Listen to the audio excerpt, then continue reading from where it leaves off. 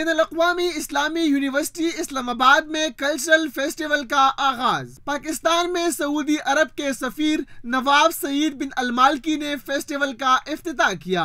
تقریب سے خطاب میں شرکاء نے ایونٹ کو طلباء کی چھپی ہوئی صلاحیتوں کو نکھارنے کے لیے بہترین کاوش قرار دیا۔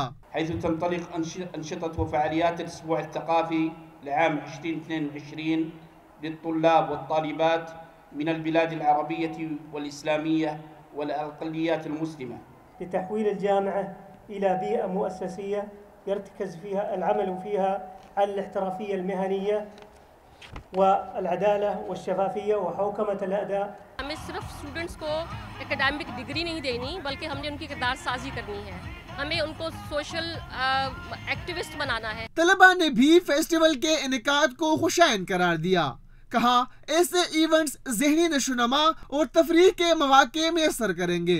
جب آپ مینٹلی آپ کہہ لو کہ اسٹرانگ ہونا چاہتے ہیں تو آپ کے لیے یہ والی فزیکل ایکٹیویٹیز ہونا ضروری ہے۔ میڈیا ہنٹ ہم لوگ آرگنائز کرا رہے ہیں اور ہمارا ایونٹ ہے ایڈونچر ہے، ایڈونچر ایکٹیو فروٹ گالا ہے، بک فیئر ہے اور ڈفرینٹ ایکٹیویٹیز ہیں۔ میں جو ہے بہت زیادہ ایکسائٹیڈ ہوں کیونکہ اس طرح ہمارا لاسٹ ٹائم بھی ہوا تھا اسپورٹ گالا، اور اس طرح کے ایونٹ سے ہمیں بہت کچھ سیکھنے کو ملتا ہے۔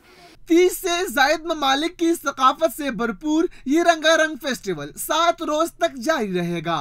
انٹرنیشنل اسلامک یونیورسٹی اسلام آباد میں ایکسٹرا ویگنزا کے نام سے اس ایونٹ میں طلبہ و طالبات نے بڑھ چڑھ کر حصہ لیا۔ ان کا کہنا ہے کہ اس طرح کی تقریبات کا انعقاد مستقبل میں بھی لازمی ہے۔